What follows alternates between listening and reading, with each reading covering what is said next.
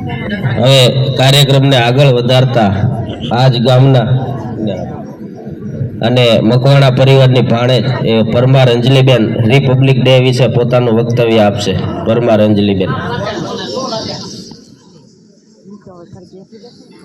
धन्य अस्मि भारतवेन उत्तरम यत्र समुद्रस्य हिमाद्रेवश्च दक्षिणम वर्षम यद भारतम नाम भारती यत संतति. अर्थात जो समुद्र के उत्तर में और हिमालय के दक्षिण में स्थित है उसे भारत कहते हैं और उसकी संतानों को भारती कहते हैं. ऐसे हम सब माँ भारत की संतानें भारती. हम अपनी जान के दुश्मन को अपनी जान कहते हैं और मोहब्बत की इस मिट्टी को हिंदुस्तान कहते हैं. जो दुनिया में सुनाई दे उसे कहते हैं खामोशी और जो आंखों में दिखाई दे उसे तूफान कहते हैं, उसे तूफान कहते हैं. घणो स्नेह घणी लागणी मળી એવા આ શાળાના પ્રાંગણમાં ઉપસ્થિત સર્વે ગુરુજનો, ગ્રામજનો, વડીલો તથા નાના નાના ભૂલકાઓ, ખરેખર ખૂબ જ આનંદની લાગણી અનુભવ થાય છે. વેલજીભાઈ મકવાણા, એમની દીકરી નિર્મળાબેન મકવાણા અને આજે એમની દીકરી અંજલિ પરમાર. જ્યારે મારે મમ્મીની આ શાળામાં અને આ ગામની ભાણીબેન તરીકે અહીંયા ઉપસ્થિત છું ને ત્યારે ખરેખર ખૂબ જ હર્ષની લાગણી અનુભવું છું. આજનો દિવસ એટલે 26મી જાન્યુઆરી આપણો પ્રજાસત્તાક દિવસ. 15મી ઓગસ્ટ 1947 આપણો દેશ તો આઝાદ થઈ ગયો, પણ ખરેખર સ્વતંત્ર ભારતમાં આપણને સ્વતંત્રતા મળી હતી ખરી? ડૉક્ટર ભીમરાવ આંબેડકરે આપણા દેશનું બંધારણ 2 વર્ષ 11 માસ ને 18 દિવસ એટલું સમય લાગ્યો બંધારણ ઘડતા ને આપણે બધાને એક સમાન હકો અને અધિકારો આપ્યા. એ બંધારણ આજના દિવસે અને 1950ના રોજ અમલમાં આવ્યું. તો આ આપણો એટલો અતિ મહત્વનો રાષ્ટ્રીય તહેવાર છે. તો હું મારું વક્તવ્ય, મારા વિચારો આપની સમક્ષ આપણી રાષ્ટ્રભાષા हिंदी में ज व्यक्त करवा इच्छीश. आज़ादी. आज़ादी का असली मतलब तो वही समझ सकता है कि जिसने कभी गुलामी की हो. अरे हम तो सौभाग्यशाली है कि हमने स्वतंत्र भारत में जन्म लिया है. यूँ तो आज़ादी की लौ सन 1857 में ही जल चुकी थी, जो वर्षाल बनकर सन 1947 को हमारे देश को आज़ाद करा गई. हमें आज़ादी यूँ मुफ्त में नहीं मिली. इसके लिए कई वीर जवान शहीद हुए, कई वीरों ने अपने सर कटवा दिए, तब जाके हमें आज़ादी मिले है. मैं प्राचीन, मध्यकालीन और वर्तमान भारत के उदाहरणों से ये स्पष्ट करना चाहूँगी कि जब हम अंग्रेजों के फेरे में फंस गए थे तब रंग दे बसंती चोला की एक आवाज़ सुनते ही टोले के टोले उमड़ आते थे और अंग्रेजी फौज को हिलाकर रख दिया करते थे. जब 62, 65 और 71 के युद्धों में अपना सुहाग गवा देने वाले औरत के घर के हालात कुछ ऐसे हो जाया करते थे कि प्यार भी भरपूर गया, मांग का सिंदूर गया, नन्हे नोनी हालों की लंगोटियां चली गई, छोटी छोटी बेटियों की चोटियां चली गई, बाप की कमाई गई, भाई की पढ़ाई गई. कुछ ऐसा विस्फोट हुआ कि अंक की एक एक बोटियां ही चली गई. आपके लिए तो एक आदमी मरा होगा साहब, पर हमारे घर की तो रोटियां ही चली गई. ऐसे हालात पैदा हो जाने के बावजूद भी एक माँ अपने बेटे को सरहद पर दुश्मन की धज्जियां उड़ाने भेज दिया करती थी और फिर पत्र लिखकर भेजा करती थी कि अम्मा ने खत लिखा है बड़े चाव से, अम्मा ने खत लिखा है बड़े चाव से, पुत्र मेरे मत घबरा जाना, एक इंच भी मत पीछे हटना, चाहे इंच इंच कट जाना, चाहे इंच इंच कट जाना. इस तरह से पूरा परिवार अपनी देशभक्ति को साबित कर रहा होता था. तब देश बलिदान मांगता था, तब देश लड़ जाने को कहता था, लेकिन आज देश मर जाने को, मिट जाने को या फांसी चढ़ जाने को नहीं कहता. लेकिन यदि कोई व्यक्ति अपना काम पूरी लगन, ईमानदारी और मेहनत से करे तो वही सबसे बड़ा देशभक्त है. क्या साल में 2 बार अपनी फोन की डीपी को 3 रंगों में रंग देना या हाथ में साल में 2 बार तिरंगा ले लेना ही सच्ची देशभक्ति है? तो मैं पूछना चाहूंगी कि फुटपाथ का वो बच्चा ट्रैफिक की छांव में नंगे पांव में हाथ में तिरंगा लेकर बेच रहा होता है, तो क्या हमें उसे उसकी देशभक्ति समझे? अरे नहीं, ये उसकी देशभक्ति नहीं बल्कि उसके पेट के भूख की शक्ति है जो उसे ऐसा करने पर मजबूर कर देती है. क्योंकि ना मस्जिद को जानते हैं ना शिवालोक को जानते हैं, ना मस्जिद को जानते हैं ना शिवालोक को जानते हैं। जो पेट के भूखे होते हैं ना, वो सिर्फ भोजन के निवालों को जानते हैं। आज के इस युग पर, आज के इस दौर में उन युवाओं की जिन पर जिम्मेदारी थी कि वो अपने देश को, अपने समाज को और अपने राष्ट्र की भावनाओं को बांधे रखे, वो युवान आज 4x4 की मोबाइल की छोटी सी स्क्रीन पर 4-5 इमोजीज भेजकर अपनी भावनाएं व्यक्त कर रहा है। हम ना एक ऐसे समाज में जीते हैं जहाँ पत्थर की मूर्त को लगते हैं 56 भोग और भूखे नंगे तड़पते सो जाते हैं लोग, भूखे नंगे तड़पते सो जाते हैं लोग। मजदूरों को मजदूर समझना मजबूर नहीं, गरीब को काम दीजिए, दान नहीं।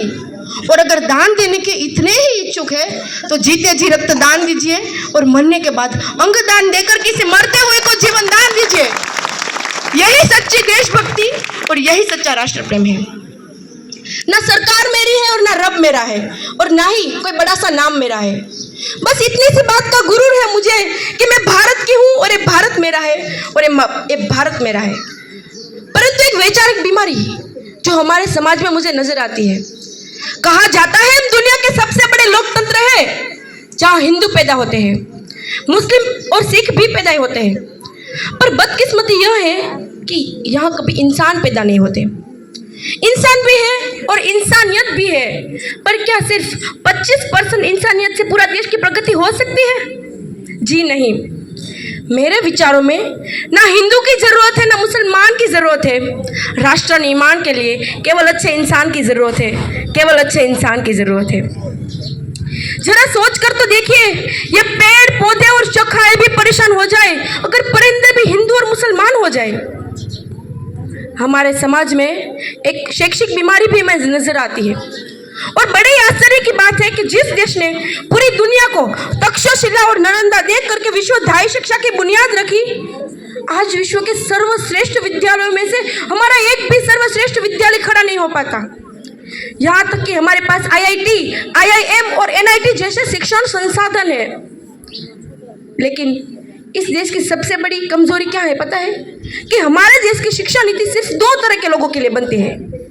पहले वो जो विद्वान है और दूसरे वो जो धनवान है। इस तरह की कई गजब की बीमारियां हैं हमारे देश में और इन सारी बीमारियों की जो जड़ है ना, वो है हमारा अंधविश्वास। और मेरे विचारों में जब तक इस देश का युवा अपनी सफलता के लिए मंदिरों में जा जाकर नारियल फोड़ फोड़ कर भगवान को रिश्वत लगाता रहेगा, जब तक इस देश का शिक्षित वर्ग ही बिल्ली के रास्ता काटने पर खड़ा हो जाना, अपने धर्म अपनी जाति को ऊंचा मानकर दूसरों के धर्म की अवहेलना करता रहेगा ना, तब तक ना तो इस देश से अंधविश्वास खत्म होगा और ना ही इस देश का राष्ट्र निर्माण संभव होगा। मेरे विचारों में राष्ट्र निर्माण तब संभव होगा जब देश में महिलाओं की पूजा नहीं बल्कि उनकी इज्जत की जाएगी। राष्ट्र निर्माण तब संभव होगा जब देश में सिर्फ स्वच्छता अभियान में सिर्फ मोदी जी ही नहीं बल्कि सड़क पर चलने वाला हर एक आदमी हाथ बटाएगा, स्वच्छ भारत स्वस्थ भारत को दिल से अपनाएगा। असल मायनों में तो हमारा राष्ट्र निर्माण तब संभव होगा जब एक गरीब का बच्चा मध्याह्न भोजन के लिए नहीं बल्कि यनार्चन के लिए सरकारी स्कूल की चौखट पर कदम रखेगा। और हमारा राष्ट्र निर्माण तब तक संभव नहीं होगा जब तक इस देश के युवा ही अपने अखंड भारत को खंड खंड करते रहेंगे। सिर्फ बड़ी बड़ी बातें ही नहीं, छोटी छोटी कोशिशें भी करनी होंगी, क्योंकि ठोकर हमें पहाड़ों से नहीं पत्थरों से लगा करती है। मंजिलें उन्हीं को मिलती है जिनके सपनों में जान होती है। सिर्फ पंखों से कुछ नहीं होता, हौसलों से उड़ान होती है। I am being Indian. I am being a student. I am being the symbol daughter of this mother and I am proud to be the Indian. और मैं सैल्यूट करना चाहती हूँ सरहद पर खड़े और उस जवान को, इस देश की पुलिस प्रशासन और किसान को और इस देश के हर उस व्यक्ति को जो अपना काम पूरी लगन ईमानदारी और मेहनत से करते हैं, जिनके बिना राष्ट्र निर्माण की कल्पना करना भी असंभव सा लगता है। आज जब हम इतनी शांति और सुरक्षा से अपने घरों में रह रहे हैं, इसकी वजह क्या है पता है? इसकी वजह इस देश के युवा है, इस देश के जवान है, जो दिन रात हमारी रक्षा के लिए, इस देश की रक्षा के लिए दिन रात कड़ी धूप में, इतनी ठंड में वहाँ सरहदों पर हमारी रक्षा के लिए तैनात रहते हैं। और मैं उन्हीं के शब्दों में कुछ कहना चाहूँगी, उनके ही शब्दों में कि मैं दुश्मन से नहीं डरता, मैं भारत का जवान हूँ।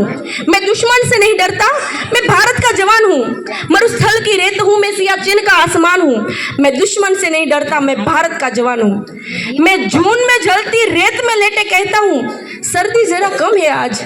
और दिसंबर की ठंड पी के कहता हूँ, गर्मी का मौसम है आज। मैं 9 दिनों तक बर्फ में दफन रहकर भी जिंदा निकलता हूँ।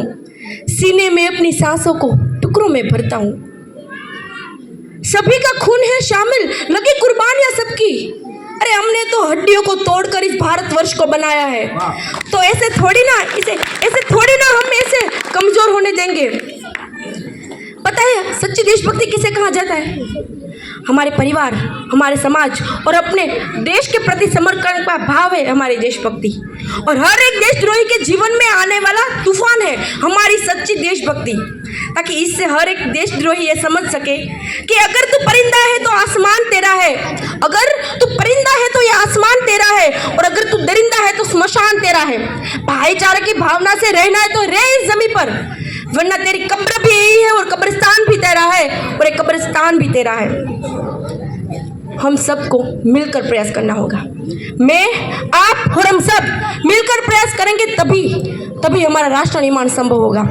क्योंकि इस देश की जिम्मेदारी नहीं है हमें आगे ले जाने की, हमारी जिम्मेदारी है अपने देश को आगे ले जाने की, अपने वतन को आगे ले जाने की, अपने राष्ट्र को आगे ले जाने की। तो बस अंत में सिर्फ मैं इतना ही कहना चाहूँगी कि चीन हो, रूस हो या हो वो पाकिस्तान, चीन हो, रूस हो या हो वो पाकिस्तान, मेरे हिंदुस्तान से टकराना नहीं है आसान। मेरा भारत महान था, महान है और महान रहेगा। मेरा भारत महान था, महान है और महान रहेगा। होगा हौसला सबके दिलों में बुलंद, तो एक दिन पाकिस्तान भी जय हिंद कहेगा। अरे पाकिस्तान तो क्या, पूरा जहां जय हिंद कहेगा। क्योंकि सारे जहां से अच्छा हिंदुस्तान हमारा, सारे जहां से अच्छा हिंदुस्तान हमारा। हम बुलबुले इसकी, ये गुलिस्तान हमारा, ये गुलिस्तान हमारा। जय हिंद, वंदे मातरम। अस्तु।